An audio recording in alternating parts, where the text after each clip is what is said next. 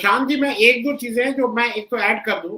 पहली चीज, धनंजय जी, ये केवल यहाँ की अदालत ने तो उनको पुलिस रिमांड दी थी और जिसमें पूरी तरह से जिम्मेदारी पुलिस की थी, लेकिन ये भी एक दुख वाली बात है कि 28 मार्च को एक 10-15 दिन पहले सुप्रीम कोर्ट में ये याचिका लेके अपनी जाता है अतीक, और उसको खारिज कर दिया जाता है और उसको कहा जाता नहीं।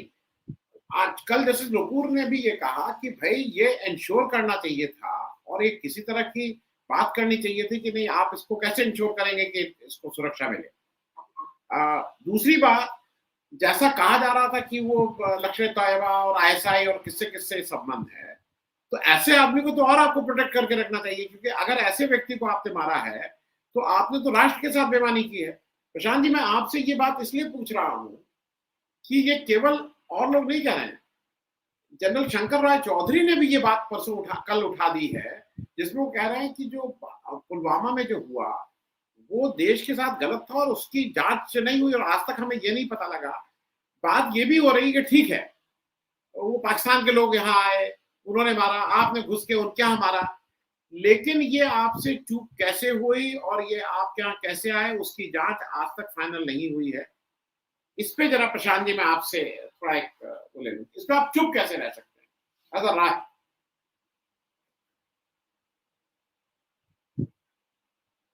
अनम्यूट कर लीजिएगा प्रशांत साहब, अनम्यूट कर लीजिएगा, आवाज नहीं आ रही आपकी। नहीं, आवाज नहीं आ रही। अब आवाज आ रही है? आ गई, आ गई। ओके, आ गई। सभी को मेरा नमस्कार। ये सब चर्चाएं ऐसे स्पेशल मीडिया पे हर रोज होती है। मैं साक्षी होता हूँ, आप साक्षी होते हैं, मेरे पैनल में बैठे सभी मित्र। ये सब धनंजय भाई ने जो अपना अंदरूनी जो है पूरा बाहर निकाल दिया, वो सब जानते हैं, सब लोग जानते हैं कि ऐसे ही देश चलता है। बट ये जो संख्या है वो 2-3% परसेंटेज में है पूरे देश में, 2-3-4%। 40-50% परसेंटेज जनता अभी भी ऐसी है जिसको हिंदुत्व और मुस्लिम और मोदी जी जो ऐसे ऐसे बड़ी बड़ी अच्छी अच्छी इवेंट करते हैं, जो खर्चा करके बड़े बड़े जगह जाके सेल्फी अच्छी तरह खिंचवा सकते हैं, वो लोगों को अभी भी मोदी पसंद है। और ऐसा नहीं मतलब मोदी पसंद है, मतलब वो उन लोग को ये फंडामेंटल पसंद आ गया, इसीलिए इनको चूज करते हैं। और अभी भी कुछ होता है तो वो लोग बोलते हैं कि भाई यार ये है तो कुछ है, वहां तो क्या है पता नहीं। अभी मैं मुद्दे पे आता हूँ, आपके सवाल पे आता हूँ कि 300 किलो आरडीएक्स कहाँ से आया था। वो आज की तारीख में भी एक इतना बड़ा रहस्य है जो आज नहीं, जिस दिन पुलवामा हुआ 14 फरवरी 2019, उसके 10 दिन तक तो सब कुछ ऐसा लगा कि ये सच में हुआ था, ऐसा एक हमला हो गया, हमारे लिए बहुत खराब हुआ, देश में एक बड़ी आपत्ति आ गई। फिर एक दिन आपने बोला मोदी साहब बोलते नहीं है, मोदी साहब ने आके ऐसा बोला कि मैंने सेना को छूट दे दी है, उसका समय तारीख सब निश्चित हो चुका है। तो लोगों को और लगा कि नहीं ये तो साला सब रियल सेंस में जा रहा है। ठीक उसके बाद लोकसभा का इलेक्शन था, तो तब भी डिबेट से लेके मीडिया से लेके हर जगह पर ये चर्चा हुई थी, मतलब विपक्ष वाले मीडिया मतलब जहां विपक्ष प्रवक्ता बैठते थे वो लोग क्वेश्चन पूछते थे। तो ये रहस्य मुझे लग रहा है कि जब तक सत्ता पलट नहीं होगा, नई सरकार आके ये फाइलें नहीं खोलेगी, तब तक ये रहस्य रहेगा। ठंडे बस्ते में इसको डाला गया है, अभी वो कौन बाहर निकालेगा पता नहीं है। इसका वीटो पावर किसको यूज करना है, जिसको करना है उसको पता है, पर वो क्यों नहीं कर रही है वो भी हम सबको पता है। तो एक ऐसा माहौल, एक ऐसा नैरेटिव क्रिएट किया गया है कि अभी जो चल रहा है वैसे ही चलना चाहिए। आपका टॉपिक बहुत अच्छा था, चुप, मोदी की भी चुप, इसकी भी चुप, तेरी भी चुप, मेरी भी चुप, कब तक चुप बैठे, अब तो कुछ है बोलना। ये गाना था, लेकिन ये गाना गाने में ही सीमित रह जाएगा ऐसा लग रहा है।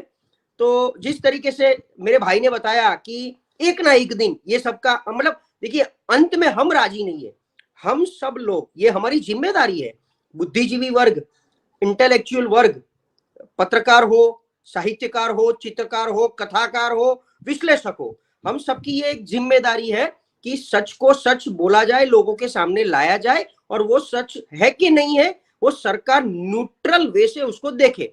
लेकिन आज की तारीख में सिचुएशन बहुत अलग है।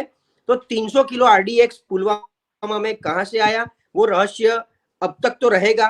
कब तक रहेगा वो भी आपको पता है। जब तक ये शासन रहेगा तब तक ये रहस्य रहेगा, क्योंकि किसी में वो तो हिम्मत नहीं है कि उसको बाहर निकल पाए। अब वो राज्य का राज्यपाल खुद बोल रहा है तब भी बाहर नहीं आ रहा है, तो मैं और आप तो बहुत ही चींटी है ये पूरे देश में, ऐसा लग रहा है। तो इसको रहस्य रहने देते हैं, मुझे ऐसा लग रहा है।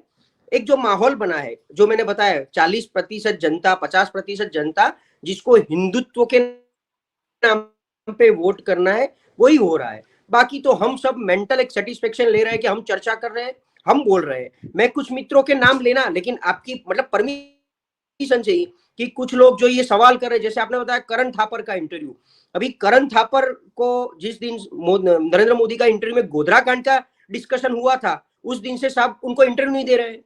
तो अभी करण भाई भी कहीं ऐसे ही लोगों को ढूंढ रहे हैं कि जो उनको इतना ब्लंटली इंटरव्यू दे सके, और उसमें एक सत्यपाल मलिक आए हैं। बाकी और अभी तो 2 साल, आने वाले 2 साल नहीं आएंगे, तो क्योंकि मैंने ऐसा सुना है कि प्राइम मिनिस्टर को तो प्रेस कॉन्फ्रेंस करनी चाहिए। हमने 10 साल से तो कोई ऐसी प्रेस कॉन्फ्रेंस प्राइम मिनिस्टर से नहीं देखी है। आप गूगल कर सकते हो कि last press conference of Manmohan Singh कौन सी थी, तो आपको पता चल जाएगा कि उनके सत्ता के उठने के ठीक बहुत कम टाइम, शायद 2 से 3 महीने पहले उन्होंने प्रेस कॉन्फ्रेंस की थी, तो तब तक तो वो लाइव थे। और इनका आप ये भी देख लो कि वन वे कम्युनिकेशन इनको करना है कि मैं आदेश दूंगा, मेरा आदेश आपको सुनना है, और अकॉर्डिंग आते हैं तो 2 वे हो जाता है। तो रेडियो पे 1 वे, मैं बोलूंगा आपको सुनना है, वो आदेश मानना है और अकॉर्डिंगली काम करना है। तो ये पूरा एक ढांचा बन चुका है, और वो ढांचे से ही लोग काम कर रहे हैं। विपक्ष कहीं ना कहीं मजबूत तो मैं तो मान सकता हूं, क्योंकि अगर 54 लोग संसद में इतना हल्ला करके संसद नहीं चलने दे पा रही है, भले ये उनके लिए एलिगेशन है कि विपक्ष नहीं चलने दे पा रही है, पर वो इसलिए नहीं चल पाती है क्योंकि उसके सामने आपके जवाब नहीं है। अगर जवाब होता तो आप भी खड़े होकर जवाब देते तो संसद चल जाती, बट जवाब नहीं है। ये मैं थोड़ा कटाक्ष के लिए, मैं बहुत मेरे गुजराती डिबेट में फेमस हूं। एक दो चीज आपको याद कराना चाहता हूं। आपने सबने रेडियो जॉकी सुना होगा, आरजे।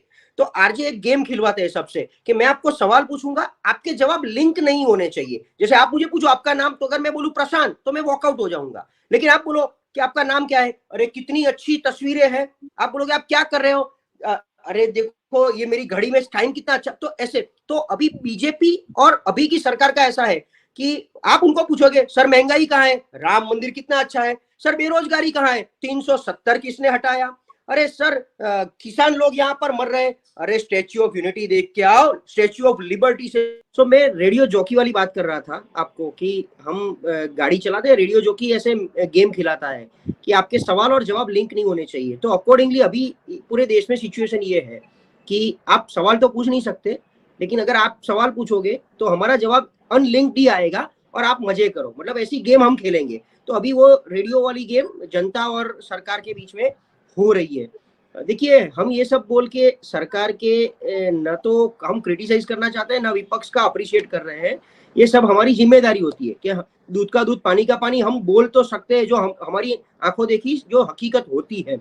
सो ओवरऑल सरकार का जो दायरा और काम है उसमें आप 2% अच्छे काम करते हो, लेकिन 98% आप जो काम कर रहे हो वो कितना सही है कितना गलत है वो या तो आप खुद पहचानो, या तो आप किसी को पूछो, या तो आपको करना ही है, आपको कराना है, करना है कराना है। लेकिन क्या है ये सब चीज किसी को मैंने मुझे याद है आनंद साहब, मैंने लास्ट टाइम भी आपको बोला था कि अदानी का इतना बड़ा इश्यू अगर चल रहा है तो जनता को कुछ पड़ी नहीं है कहीं पर पूरे देश में। उनको तो एक ही चीज है, 9:30 बजे सुबह उठ के अदानी का शेयर प्राइस देख लो आज कितना बढ़ा कितना घटा, और उसमें हमारी मलाई क्या है, बस बाकी सब तो मोदी जाने, राहुल गांधी जाने और अदानी जाने। हमारे मित्र एजे सिंह साहब बता रहे थे कि अदानी देश का मालिक है। देखिए पार्टी फंड हम सब जानते हैं, पार्टी फंड 2-3 जगह से आता है, उसमें कॉर्पोरेट से ज्यादा आता है, और उसमें भी नंबर्स आते हैं, इस बार इसको इतना मिला, इसको इतना मिला। प्रॉब्लम ये है कि पूरे बीजेपी की जो फंडिंग होती है पूरे देश की, तो अलग अलग जगह से इकट्ठी करना, उससे जगह एक ही जगह से लाओ भाई, वो एक जगह में 200-500 जगह बना देंगे, वो फिर कंपनी होगी ये होगी जो भी होगी।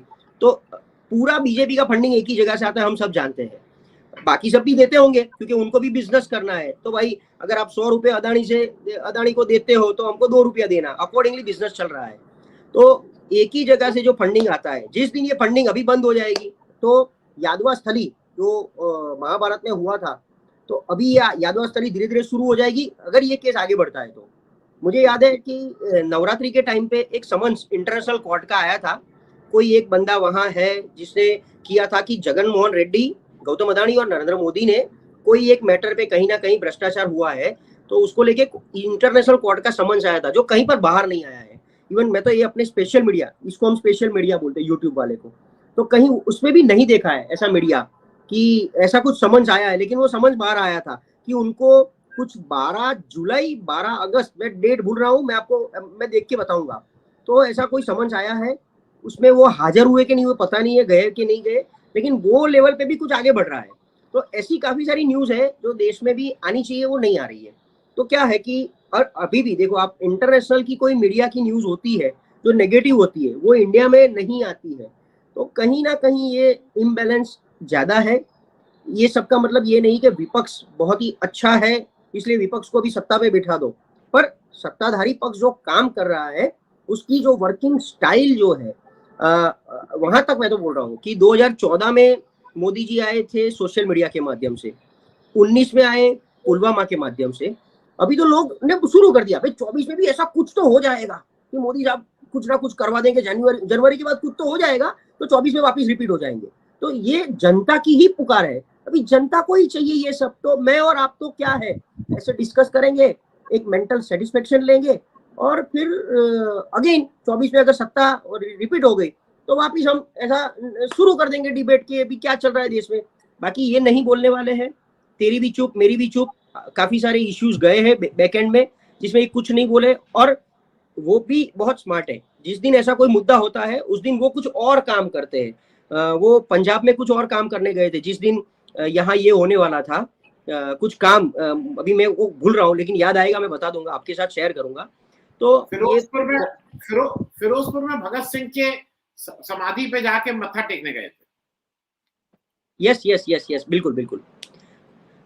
तो ये तो क्या है, देखो जेपी नारायण, ये अपना जयप्रकाश वाला जो आंदोलन हुआ था उसमें जनता खुद बाहर आई थी इमरजेंसी के बाद। और तो मतलब जब तक ये जनता को फील नहीं होगा कि क्या हो रहा है, सिर्फ ऐसे चौराहे पे डिस्कस करने से और सिर्फ बोलने से कुछ नहीं होता है, उसका एक्शन होना होता है। तो एक्शन जनता नहीं दे रही है तो इसका मतलब ये भी मान लेना कि जनता को अभी जो चल रहा है वही मंजूर है, क्योंकि जनता भी स्मार्ट है, अंदर जाके वोटिंग तो जनता करती है। तो इससे वोटिंग में फर्क पड़ना चाहिए नहीं पड़ना चाहिए वो दूसरा नंबर है, बट जनता ही कर रही है तो जनता का मंजूरी है ये। ठीक है।